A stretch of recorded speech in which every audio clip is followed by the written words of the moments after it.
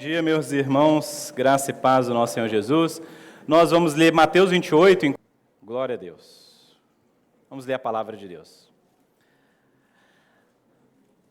Passado sábado, no começo do primeiro dia da semana, Maria Madalena e a outra Maria foram ver o túmulo. E eis que houve um grande terremoto, porque um anjo do Senhor desceu do céu, e aproximando-se, removeu a pedra e sentou sobre ela. O aspecto dele era como um relâmpago, e a sua roupa era branca como a neve. E os guardas, com medo do anjo, tremeram e ficaram como se estivessem mortos. Mas o anjo, dirigindo-se às mulheres, disse: Não tenha medo. Sei que vocês procuram Jesus, que foi crucificado. Ele não está aqui. Ressuscitou como tinha dito. Venham ver onde ele jazia. Agora vão depressa e digam aos seus discípulos que ele ressuscitou dos mortos e vai adiante de vocês para a Galileia. Lá vocês o verão. É como acabei de dizer a vocês. E retirando-se elas apressadamente do sepulcro, tomadas de medo e grande alegria, correram para anunciar isso aos discípulos.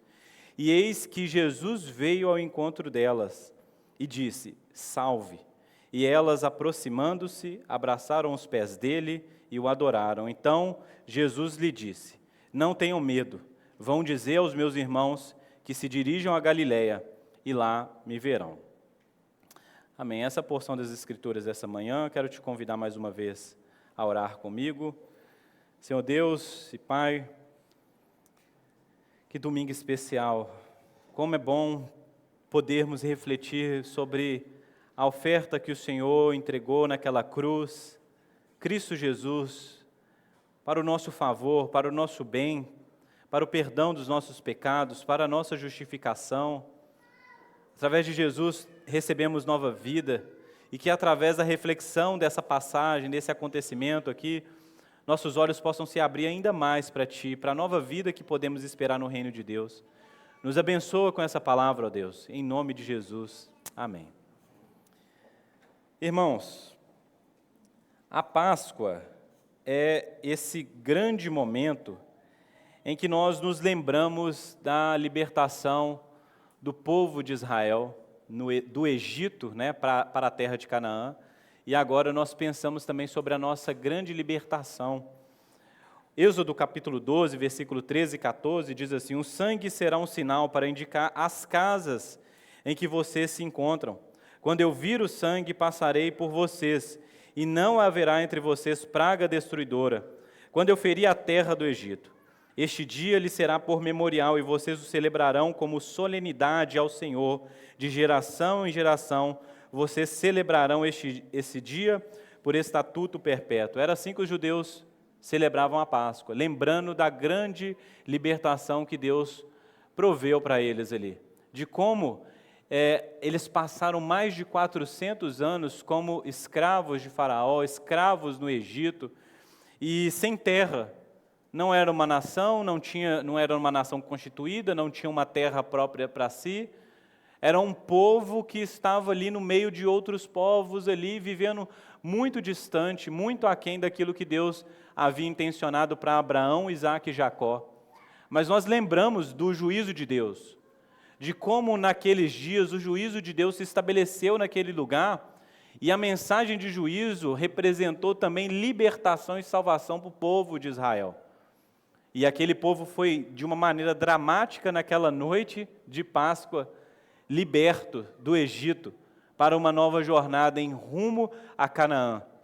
Agora nós estamos aqui, celebrando a nossa libertação, de como nós fomos livres de Satanás, era o nosso faraó, do inferno, do mundo, do pecado, era o nosso lugar de escravidão, era o nosso cativeiro, mas agora nós fomos libertos, não pelo sangue de um animal, mas pelo sangue do próprio Senhor Jesus.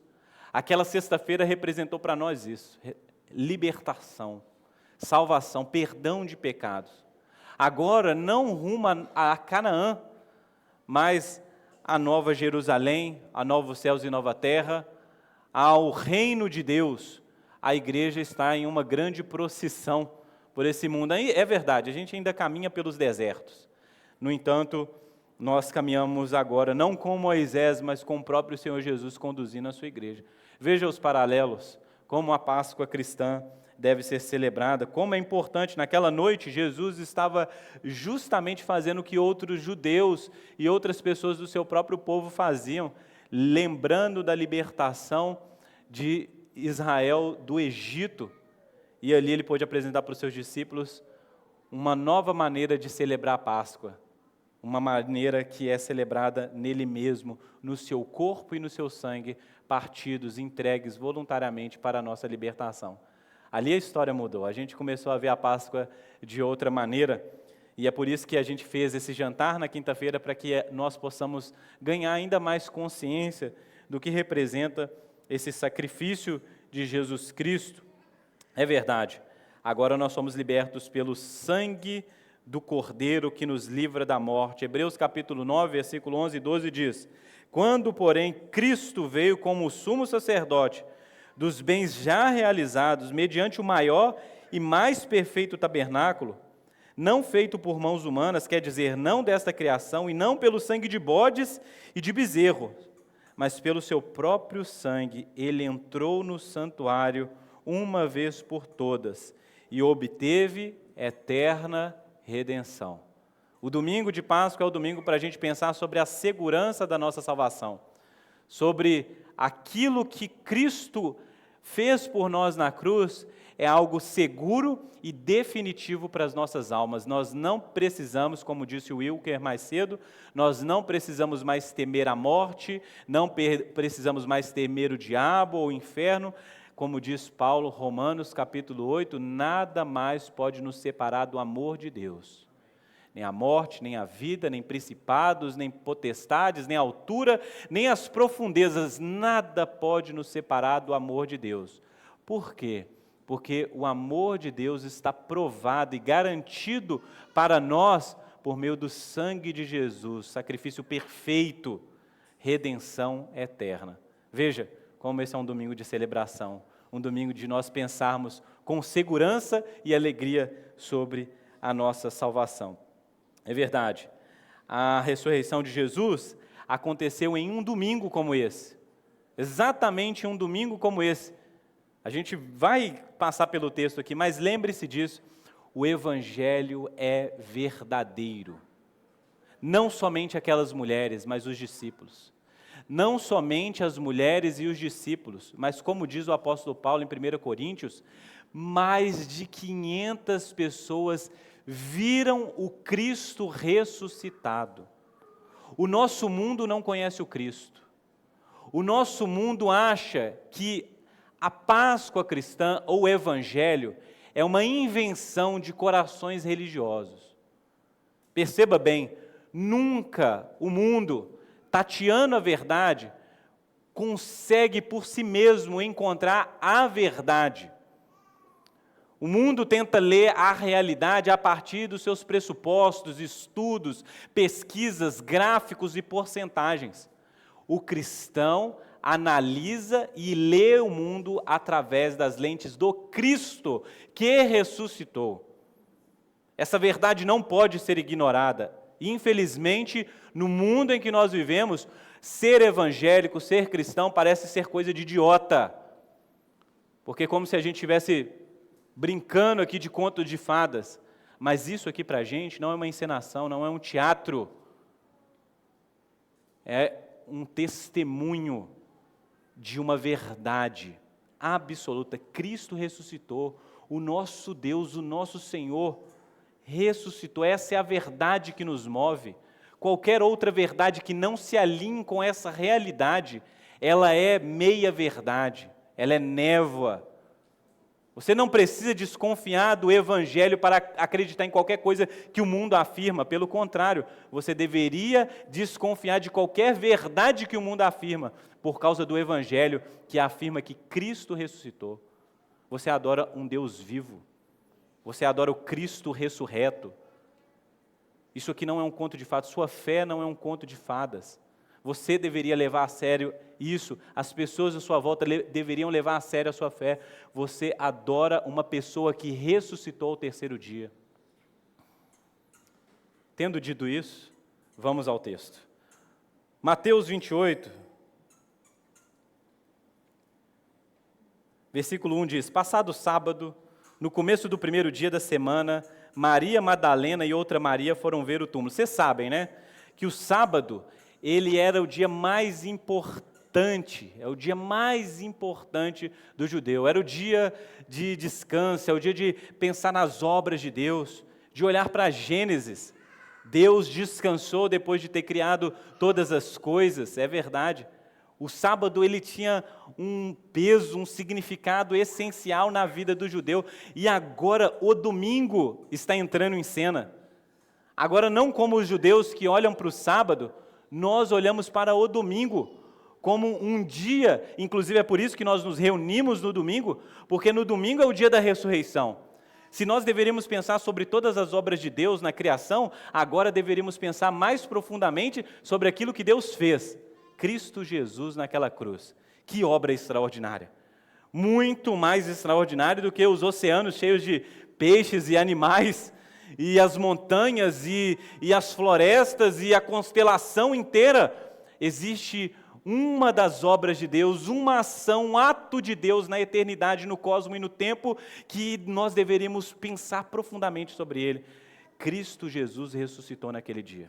É por isso que o domingo, na tradição cristã, ele vai ganhando esse tom de dia santo, sagrado, de dia de nós nos reunirmos para celebrarmos. Tiago, mas todo dia é sagrado? Todo dia é sagrado, todo dia é santificado, todo dia é para Jesus. Mas no domingo nós nos reunimos como igreja. Nós podemos fazer isso, escutar a palavra de Deus, louvar a Deus e celebrar, porque o nosso Cristo vive. Por isso que agora o domingo é um dia tão sagrado para nós, quanto era para os judeus. É verdade, agora eu não posso passear hoje. Não estou falando sobre isso. Você pode passear, você pode ir para o shopping depois do culto, mas você precisa entender isso, que domingo nós nos reunimos tradicionalmente porque é o melhor dia para que nós possamos pensar sobre a ressurreição de Cristo, sobre o Evangelho agora diante dos nossos olhos. E é interessante pensar que duas mulheres foram as primeiras, ou outras mulheres foram as primeiras a participar do milagre da ressurreição, de como o Evangelho ele vai quebrando a ordem, né, os paradoxos aqui, e de que Maria Madalena, no texto de Mateus, diz que elas foram ver o túmulo, como diz, prestar cuidados e as suas condolências, e o luto do sábado ainda estava vivo no coração daquelas mulheres, mas olha o que aconteceu, versículo 2, e eis que houve um grande terremoto, porque um anjo do Senhor desceu do céu, e aproximando-se, removeu a pedra e sentou sobre ela. Essas mulheres vão testemunhar uma das coisas mais extraordinárias que um ser humano pode testemunhar. Eu já falei isso outra vez, né? Como que Deus deu essa graça para tantas mulheres no meio da igreja, de serem as primeiras a encontrarem com Cristo. Sejam no poço de Jacó, sejam em outros lugares, mas agora na ressurreição, de como nas nossas famílias e nas nossas histórias, muitas mulheres são as primeiras a encontrar com Cristo, a encontrar com o ressurreto e recebem a grande missão de compartilhar a outros homens. Nós deveríamos ser gratos. Eu sou grato pela minha mãe, foi a primeira da minha casa, ela foi a primeira a encontrar com Cristo ressurreto, e ela foi a primeira a pregar o Evangelho para mim, abrir os meus olhos para isso. Como nós devemos ser gratos a essas mulheres, nossas mães, irmãs e pessoas da nossa convivência que nos levaram o Cristo ressurreto. Que coisa maravilhosa está acontecendo aqui. Talvez o testemunho de mulheres não fosse algo tão válido naquele tempo, mas os evangelistas não se importam com isso, eles querem registrar a verdade, mesmo que isso contradiza ali os costumes do seu tempo. As mulheres estão entre as primeiras a verem o Cristo ressurreto, a viverem a experiência. Assim como nos Salmos a terra treme diante de Deus, assim como nos Salmos o mar fica agitado, mais uma vez a terra tremeu diante da morte e ressurreição de Jesus. Esse texto não fala sobre esses relatos, mas é interessante perceber que pessoas foram ressuscitadas nesses eventos Que coisa extraordinária, a morte de Jesus, algo que deveria significar uma coisa terrível, vai significando muita coisa extraordinária e boa ao longo que nós vamos lendo as Escrituras. O anjo estava lá, um anjo do Senhor, aproximou, removeu a pedra. O que é essa pedra? A pedra é um sinal do poder humano, é um símbolo do poder humano. Roma poderia colocar uma pedra, os judeus, o homem pode colocar uma pedra, fechar, é como diz no linguajar comum, tampa de caixão, acabou o assunto, não é isso? Fechou ali, não há mais o que se possa fazer. A pedra, a porta, aquilo que tampa a sepultura é um sinal do poder do homem, de como o homem colocou ali uma pedra e nada mais pode ser feito. Ninguém mais pode entrar, nada pode ser feito. No entanto, o poder do céu, o que não respeita esse tipo de lógica aqui, vem. O que o homem fez? Crucificou, matou, perfurou as suas mãos e os seus pés, colocou uma cruz, açoitou Jesus. No entanto, o que Deus faz? Remove aquela pedra. O homem demonstra o seu poder com violência, com pecado. Deus demonstra a sua graça. Um anjo está anunciando para aquelas mulheres uma grande notícia. Ele remove a pedra, senta-se sobre ela. O aspecto dele era como um relâmpago, sua roupa era branca como a neve, nos lembra Jesus na transfiguração. Talvez as coisas celestiais sejam assim. Um brilho insondável, uma luz, um branco mais alvo do que a neve. É por isso que nós cantamos aqui. Algo que represente glória, majestade. Talvez as coisas do céu sejam revestidas de majestade, de glória, de uma beleza insondável. Coisas que talvez a gente nunca viu ou vê de maneira limitada. Percebam bem, o anjo, esse glorioso, esse todo majestoso, não abre a porta da tumba, rola a pedra para que Jesus possa sair. Jesus não respeita as leis da física mais. Você pensa sobre isso. O ato não é feito para que Jesus, eu removo, porque Jesus é soberano, é o Todo-Poderoso. Inclusive, esse anjo está a serviço de Deus. Jesus já não está mais naquele lugar, mas a pedra é removida para que as mulheres possam ver, se achegar, entrar, tocar, ver. O que é isso que está acontecendo? Quantas vezes o céu age em nosso favor para que nós vejamos, para que nós contemplamos as belezas e as maravilhas de Deus. Versículo 4. Os guardas, com medo do anjo, tremeram e ficavam como se estivessem mortos, ou seja, eles estavam abalados. A mesma expressão que é usada aqui para os guardas tremeram, é a mesma expressão usada para a terra tremeu. A terra tremeu, obrigado.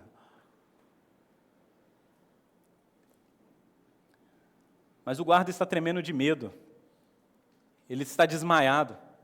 Imagine você a serviço de um império ou de homens que estão contra Deus. Tem um anjo aqui. O anjo rolou a pedra, ele está aqui. Imagine você ser visto como inimigo de Deus. Imagine você, no seu senso de justiça mais profundo, descobrir que depois de anos da sua vida fazendo o que você sempre fez de consciência limpa, você fez algo que é repreensível diante de Deus. O guarda está ali, guardando, fazendo, mas olha só, ele não está colaborando. Ou ele, os seus colegas, os seus amigos não colaboraram para algo bom para Deus, para louvor para Deus. Um encontro com Deus deveria ser algo, no mínimo, terrível para ele. Algo de se cair desmaiado, tremendo, de pavor. Porque é assim que os inimigos de Deus devem se encontrar, e se encontrarão no último dia. É verdade, muitos dobrarão os joelhos diante dele e confessarão com temor e com alegria, tantos outros tremendo, com medo, de perceberem que viveram uma vida toda contra o ungido do Senhor. O guarda talvez seja essa pessoa que nesse momento está tremendo, quase morto, pálido, sem força no pé, aquele susto que quando você toma ele, as pernas amolecem e você está no chão. Mas o anjo tem uma mensagem e não é para o guarda. A mensagem do anjo é para as mulheres. E a mensagem é clara: não tenham medo. Deus sabe quem vocês são. Deus sabe da fidelidade de vocês. Deus sabe exatamente quem são vocês. Não tenham medo. A ressurreição de Cristo, que representa talvez juízo e condenação dos inimigos de Deus, do Rei Jesus ressurgindo agora em glória e maior poder e majestade, que deveria representar para os poderes desse mundo e para todos os seus inimigos pavor, para essas mulheres não deve mais representar isso. Essas mulheres não devem ter mais medo. Eu sei que vocês estão procurando Jesus, eu sei que vocês ainda tentam fazer algo por Ele, mesmo Ele já estando morto. Vocês estão procurando, vocês estão, de alguma maneira, tentando se mover em direção a Jesus, o que foi crucificado. Ele não está aqui, Ele ressuscitou. Ele não falou que tinha ressuscitado, vocês talvez fraquejaram, talvez não pensaram profundamente. Ele falou que ressuscitaria, vocês talvez estejam enlutadas, mas Ele disse que ressuscitaria. Porque a fé de vocês oscila, mas Ele não está aqui. Essa mensagem é uma mensagem boa. A gente veio para encontrar com Jesus aqui morto, mas Ele não está aqui. O que aconteceu com Ele? Ele ressuscitou. Ele ressuscitou como tinha dito. Crer que Jesus ressuscitou não é suficiente. Entenda o que eu vou dizer aqui. Os demônios sabem disso. Os demônios sabem que Jesus ressuscitou. A diferença é que nós cristãos, nós os seus discípulos, sabemos que tipo de Cristo ressuscitou. Que tipo de Jesus ressuscitou naquela manhã? Imagine a memória dessas mulheres. Elas sabem quem é Jesus. Os milagres, o sermão do monte, os cegos que voltaram a ver, o Jesus que perdoava pessoas, o Jesus que se assentava com pecadores. Que tipo de Jesus você crê? Um Jesus desconectado de toda essa história da Epifania que nós observamos nesses últimos dias? Ou Jesus que sentava com pecadores, perdoava, ensinava, curava, multiplicava os pães, os peixes? O Cristo das narrativas, o Cristo dos evangelhos, o Jesus que era próximo ao seu povo, o pastor de ovelhas. Que tipo de Cristo ressuscitou naquele domingo? Esse mesmo Cristo, agora glorioso, agora Cordeiro de Deus, entregue e Rei ressurreto. Esse tipo de Cristo. Considerar apenas a verdade que talvez Cristo tenha ressuscitado, talvez não seja o suficiente. É necessário que nós creiamos em todo esse Cristo. O Cristo que nasceu, o Cristo que viveu, o Cristo que foi torturado, morreu, ressuscitou, todo o Cristo, não algumas partes dele, não as partes que apenas nos interessam, mas todo o Cristo, toda essa realidade, esse mesmo Jesus. Por isso, talvez, essa seja uma boa notícia para essas mulheres, porque esse Cristo talvez se lembre delas. Talvez esse Cristo seja o mesmo Cristo, não um outro Cristo, mas o mesmo Jesus. O mesmo Jesus que foi morto, o mesmo Jesus ressurreto. Nossa fé está estabelecida em um fundamento que é Cristo, sua vida, morte e ressurreição. Esse é o Evangelho. O Evangelho é uma história clara e objetiva sobre os atos de Deus na sua vida, morte e ressurreição na pessoa de Jesus Cristo. Isso é uma boa notícia para nós. Porque esse mesmo Jesus que demonstrou enquanto seu ministério público atos poderosos, atos majestosos de misericórdia, de poder, de perdão, de longanimidade. Esse mesmo Jesus é o Jesus ressurreto agora, sentado à destra de Deus Pai. Por acaso não poderia fazer mais pelas pessoas desse mundo? Como fez naquela região limitada no território de Israel, não poderia Ele de novo falar, tocar, se encontrar com pessoas de uma maneira ainda mais extraordinária hoje? Tiago, mas Ele não está presencialmente. Mas espiritualmente sim, por meio da sua palavra, por meio do Evangelho. ainda encontrando pessoas, ainda curando pessoas, ainda tocando em pessoas, ainda multiplicando os pães, os peixes, ainda fazendo coisas extraordinárias. O mesmo Cristo que é pregado quando uma Bíblia é aberta, é o mesmo Cristo que ressuscitou naquele domingo. Cristo está hoje disponível para nós. Cristo está hoje disponível para esse mundo. Que sejamos como essas mulheres que, mesmo vacilantes entre a sua fé, ainda assim procuraram o Cristo. Ele disse isso. Ele disse isso, as profecias diziam isso. Venham ver onde eles jaziam. Você tem dúvida? Vejam a sepultura. Veja se ele está aqui. Há alguma chance de ele ser removido daqui? Inclusive, muitas histórias foram criadas para tentar descrever o que era o novo cristianismo, né? Essa nova religião ou seita que estavam surgindo ali. Espalha por aí que eles roubaram o corpo de Jesus e aí eles falaram que ele ressuscitou. Quando você for estudar isso, viu, nas faculdades, nos livros, o questionamento sobre Jesus, ele vai aparecer. Não, os discípulos esconderam Jesus, como ele virou um mito e não sei o quê. Mas é muito difícil alguém sustentar uma mentira sendo morto, vendo seus filhos sendo mortos, torturados na sua frente. Ninguém morre por uma mentira. Ninguém é torturado por uma mentira. Ninguém é crucificado nas cidades, usados como tochas humanas, iluminando uma cidade por uma mentira. As pessoas viram. E uma vez que você viu Cristo ressurreto, ninguém tira isso. Nem a fogueira, nem a lança, nem uma cruz, enterra vivo, esquarteja. O que pode fazer com um cristão que encontrou com Cristo? Vocês vão ter que matar. Porque senão esse cara vai continuar falando, testemunhando, vivendo, fazendo música. Ele vai viver para Cristo. Porque alguém que encontrou com Cristo não pode mais voltar para o estado que estava antes. Essas mulheres encontraram com Cristo.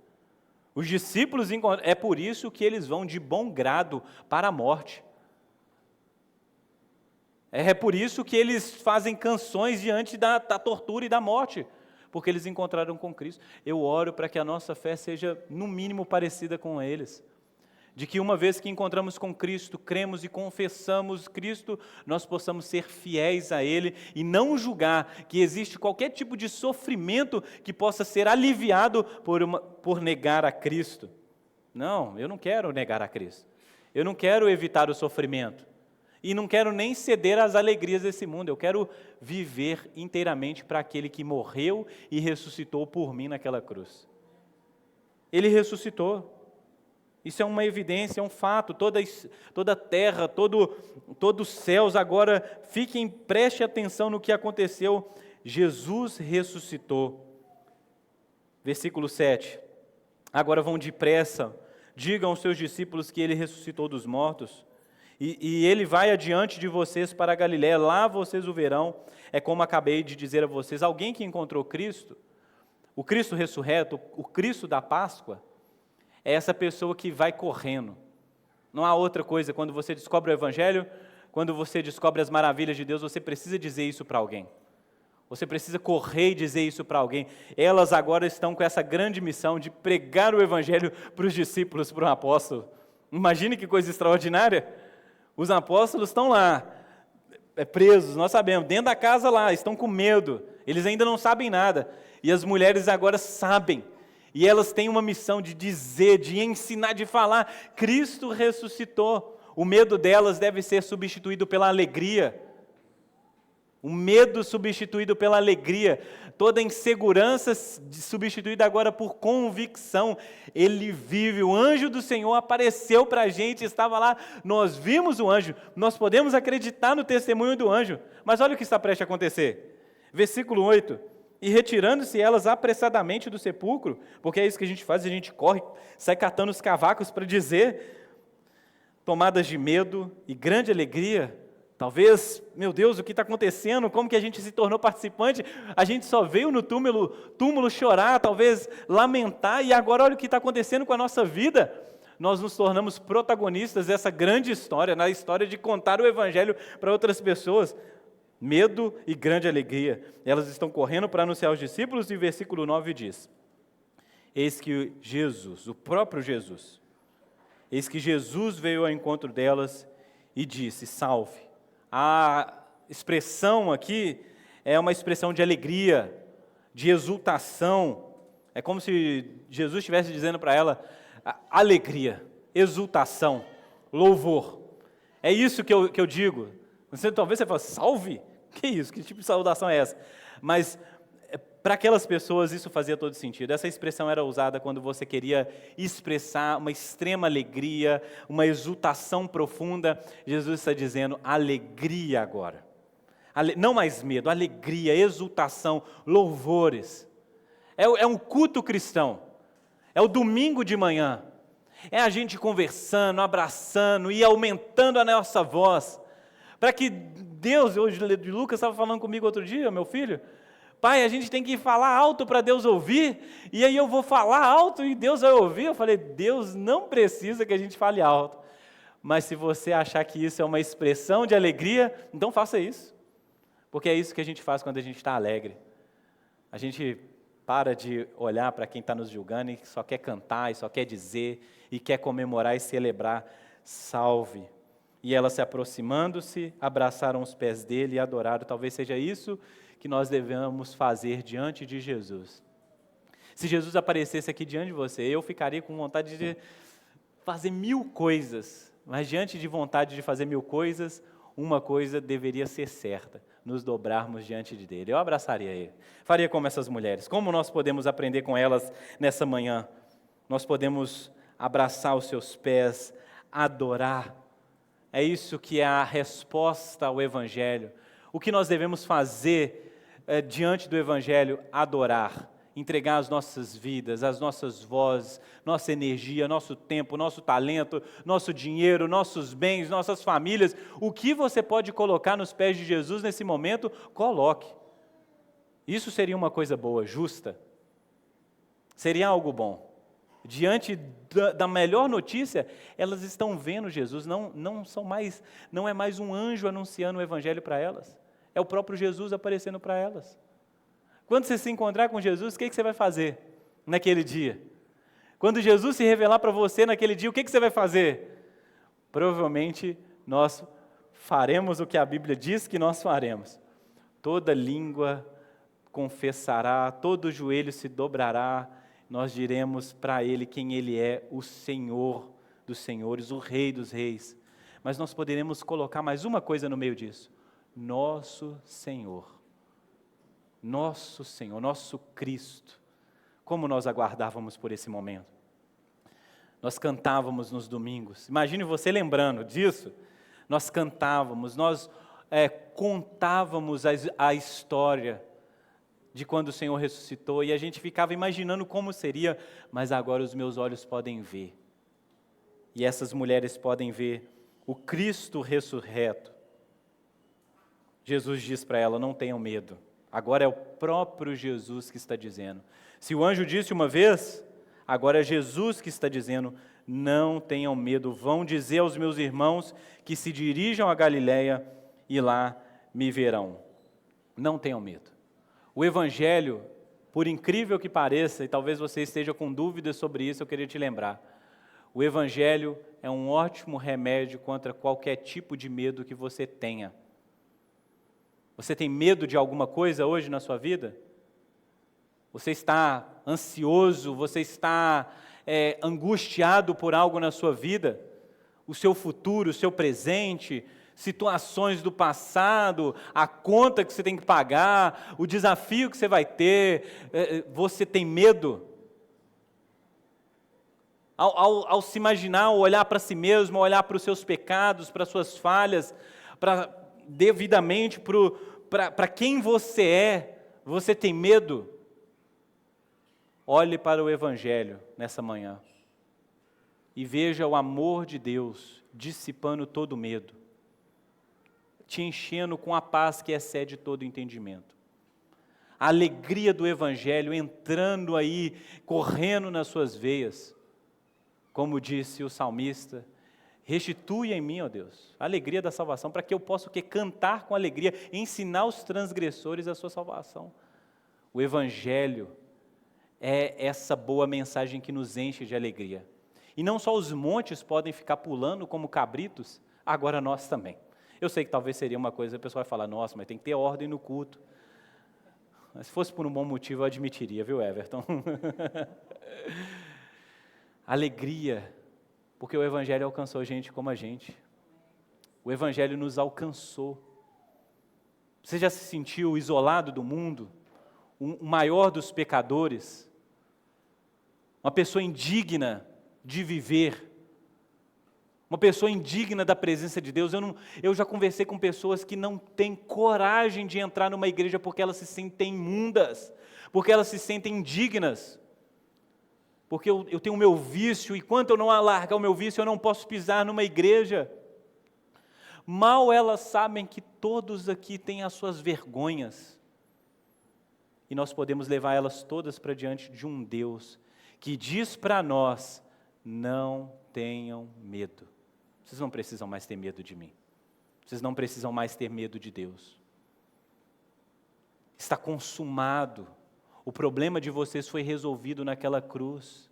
O cordeiro foi entregue, vocês foram, a penalidade que estava sobre vocês, ela foi substituída por Cristo Jesus. A doutrina da justificação pela fé deveria ser uma doutrina de alegria.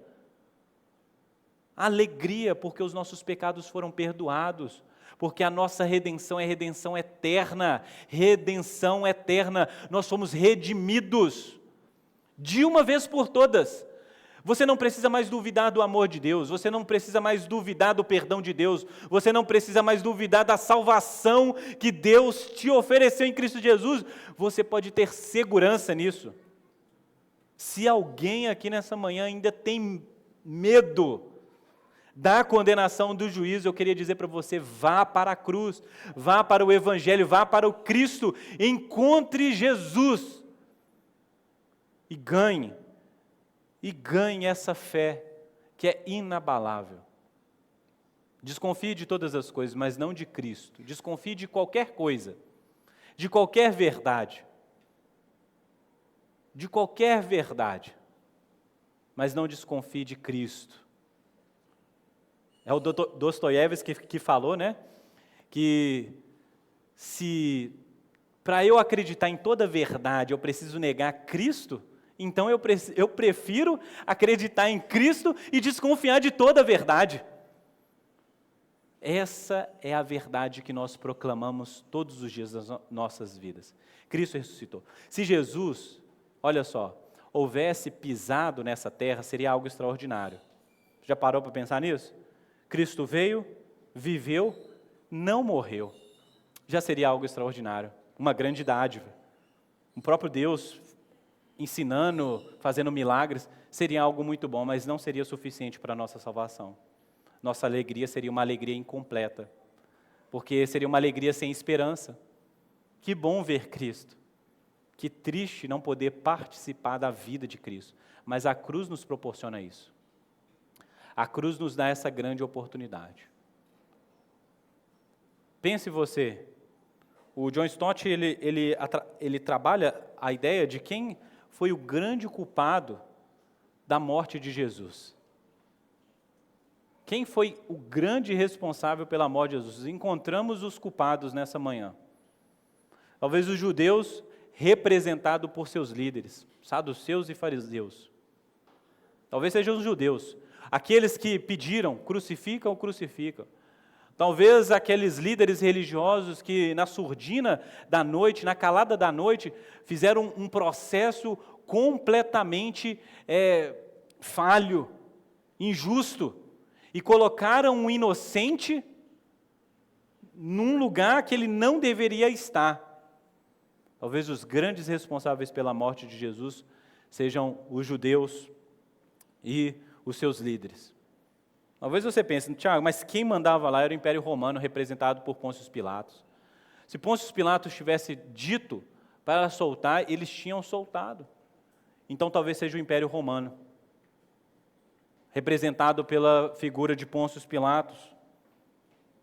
Ele poderia fazer algo, ele sabia que algo estava errado ali, ele por ele mesmo não conseguiu encontrar pecados, uma falha que fosse passível daquele tipo de morte, daquele tipo de condenação. Talvez o Império Romano represente os poderes desse mundo, os reinos, os reis, com suas justiças injustas. Talvez eles sejam os verdadeiros culpados. Ou talvez você pense, não, Tiago, a Bíblia deixa muito bem claro, nós somos os culpados, os nossos pecados.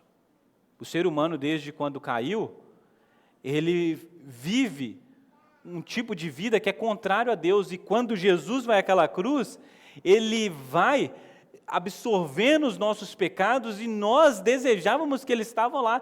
Então nós somos os verdadeiros responsáveis, os nossos pecados foram os responsáveis por colocar Jesus naquela cruz. Mas Atos capítulo 2, versículo 22 e 24, diz algo sobre a história de Jesus, sobre quem é o responsável pela morte de Jesus. A resposta é sim, para todas as alternativas que eu disse aqui. Os judeus e os seus líderes, Pôncio Pilatos, o Império Romano, nós e os nossos pecados. Mas o apóstolo Pedro, ao dizer para os judeus, o grande responsável pela morte de Jesus, ele diz o seguinte, Atos 2, 22 ao 24 diz, Israelitas, escutem o que eu vou dizer. Jesus, o Nazareno, homem aprovado por Deus diante de vocês com milagres, prodígios e sinais, os quais o próprio Deus realizou entre vocês por meio dele, como vocês mesmos sabem, a este, conforme o plano determinado e presciência de Deus, vocês o mataram, crucificando por meio de homens maus. Porém, Deus o ressuscitou, livrando da agonia da morte, porque não era possível que fosse retido por ela. O próprio Deus intencionou a morte de Jesus. Meu Deus, não faz sentido, o Evangelho não está fazendo sentido. É isso, só o Espírito Santo pode te convencer dessa coisa.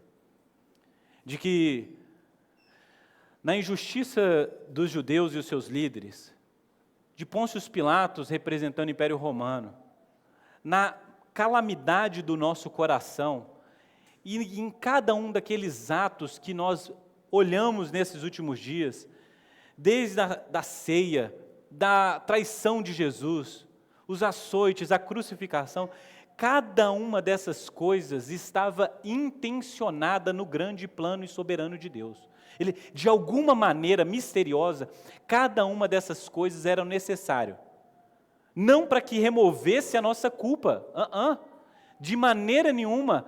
Os judeus, os seus líderes, Pôncio Pilatos, nós somos isentos das nossas culpas, mas para ficar evidente que nós somos pecadores e culpados, mas que Deus em nenhum momento da história, desde o Gênesis até aqui, perdeu o controle.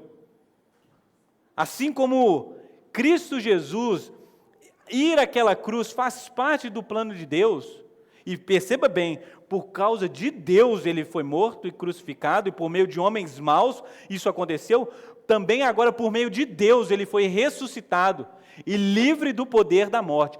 Deus o soberano, é a grande mensagem da Páscoa. Deus o soberano é quem ressuscitou Jesus. E se essa história está desenhada, escrita, bem definida por Deus, que segurança nós podemos ter nessa manhã, de saber que nós participamos do plano de Deus, de que a nossa salvação não é uma aleatoriedade no universo. Deus te escolheu entre tantas outras pessoas. Você poderia pensar, eu poderia ser isso, eu poderia estar aquilo, tem um amigo meu, tem uma pessoa da minha família que foi criada na mesma casa, eu vivi não sei o quê, tem gente que teve história pior do que a minha, por que eu, Jesus? Porque você, assim como Jesus estava ali no plano de Deus, agora você também faz parte de um grande plano soberano. Você agora é contado entre esses a qual Jesus morreu pelos seus pecados. Você é contado entre os santos, entre a família de Deus, entre essas ovelhas. Você agora é contado, você agora pertence a Jesus. Porque é isso que as cartas dizem, de que Jesus conquistou naquela cruz, pelo seu sangue, a sua igreja. Nós somos comprados, conquistados pelo sangue de Jesus.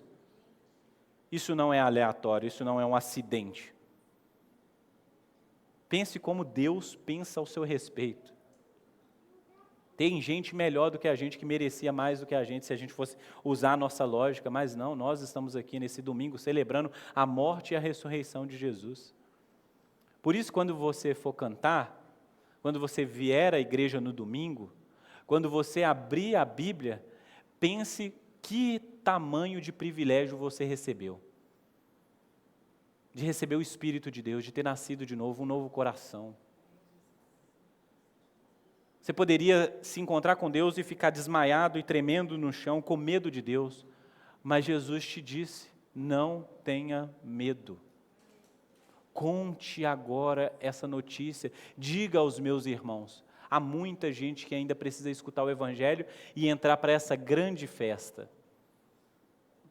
E entrar para essa grande igreja dos salvos, dos perdoados, dos homens e mulheres, de pessoas que foram redimidas. Essa é a salvação. Essa é a redenção. É isso que Cristo fez ao ressuscitar. Quando Cristo ressuscitou, Ele venceu a morte. Quando Cristo ressuscitou, Ele selou. Ele selou. A cruz é o grande símbolo da nossa vitória. A cruz, a cruz, que era um instrumento de violência contra Jesus, se tornou agora a nossa grande arma. Nós ferimos agora o coração das pessoas, não com violência, com maldade, mas ferimos os corações com a mensagem da cruz.